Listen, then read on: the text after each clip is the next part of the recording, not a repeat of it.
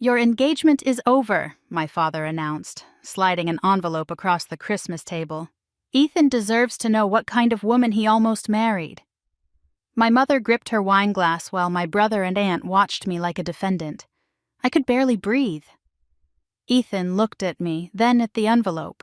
My parents believed it contained proof that would destroy me. They did not know who had prepared the documents inside. 3 months earlier, I accepted Ethan Mercer's proposal in the break room at the rehabilitation clinic where I worked. There was only bad coffee and a ring he had saved for. I loved him because he noticed what others overlooked. My parents hated his questions. For years, I had been the dependable daughter. When Dad's printing company struggled, I covered utilities. When Mom needed dental surgery, I emptied my emergency fund.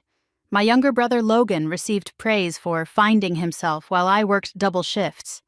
Every favor became an obligation, and every boundary became betrayal. The worst wound began after my grandmother June died.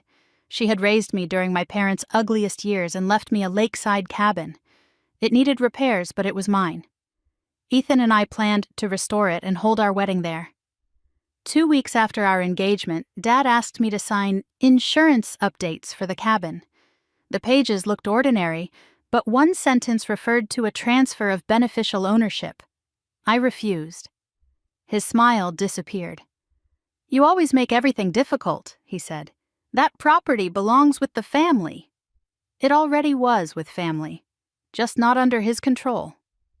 Soon, relatives began calling Ethan. Mom claimed I was hiding debt. Logan told him I had promised the cabin to Dad. At Thanksgiving, Dad cornered Ethan and warned that marrying me meant inheriting financial chaos. I wondered how far my parents would go. Then I found the clue. A county tax notice arrived at my apartment, addressed to a trust bearing my name. I had never created one. The return address belonged to a document service 40 miles away. I called, pretending to confirm an appointment, and learned that my father had submitted paperwork using a scanned copy of my driver's license. I did not confront him. I contacted Marisol Vega, a records specialist at the clinic whose husband investigated property fraud for a title company. He helped me obtain the filing history. The attempted transfer had been rejected because the notarization date fell on a Sunday when the listed notary was out of state. Dad had tried again with new pages. This time, I prepared. I filed a fraud alert with the county recorder, changed the cabin's mailing address, and gave copies to a detective. More painfully, I reviewed 6 years of bank transfers. I had sent my parents nearly $43,000. Dad had labeled several payments loan repayments, making it appear that I owed him. One December evening, I sat alone in the unfinished cabin, wrapped in Grandma's faded quilt. I mourned the family I kept trying to earn. Ethan found me there and asked one question. "Do you still want them at the wedding?" "I don't know," I whispered. Christmas answered for me. Back at the table, Dad tapped the envelope. "Open it, Ethan.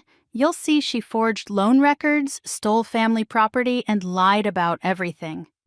Ethan broke the seal. He unfolded the first page. Mom leaned forward. "We're saving you from a lifetime of manipulation." Ethan read the heading aloud. "Notice of rejected deed transfer." Dad's face tightened. "That's not what I put in there." "No," Ethan said. "It's what I did." He explained that Dad had invited him to lunch 2 days earlier and handed him the envelope, demanding he open it publicly.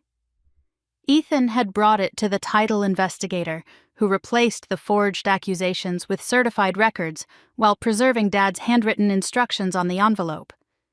Dad recovered quickly. "This proves nothing. Nora signed those papers willingly."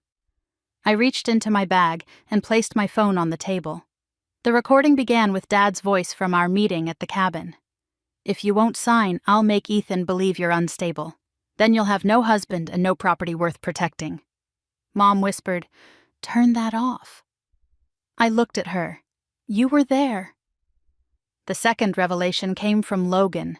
Pale and shaking, he admitted Dad had promised him the cabin as collateral for a business loan.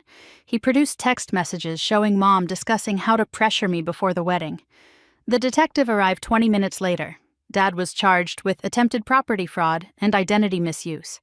Mom avoided charges by cooperating, but the family's trust in her collapsed. Logan's loan disappeared, and he moved out of my parents' house. Ethan and I married at the restored cabin in May. We invited 12 people. My parents lost the property they tried to steal, but I lost something too, the hope that obedience could make them love me fairly.